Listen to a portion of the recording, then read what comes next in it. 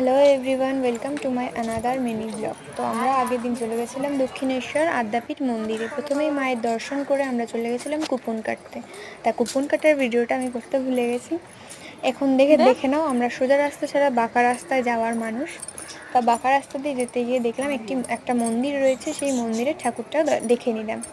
দেখে নেওয়ার পর আমরা এখন চলে যাচ্ছি প্রসাদের এখানে যেতে সোজা রাস্তা দিয়ে গেলেই মন্দিরের প্রসাদের কাউন্টার চলে এসছে। আমরা আসাতে এখানে জুতো রেখে নিচ্ছিলাম, তো আমার দিদুন এখানে গাছে বাদর দেখছিল। তো আমি দিদুনকে বললাম আমি ভিডিও করছি, এদিকে আসো। আমরা জুতো রেখে ভিতরে ঢুকে গেছি। এখন আমাদের থালায় চলে এসছে কুমড়ো পকোড়া, পোলাও, ভাত, আলু দিয়ে ডালের তরকারি, সাথে ছিল খিচুড়ি লাবড়া, চাটনি, পায়েস আর অনেক কিছু ছিল, কিন্তু আমরা সেগুলো নিয়ে আমি কুমড়ো পকোড়া, ভাত, আলু দিয়ে ডালের তরকারি, পোলাও, ব্যাস।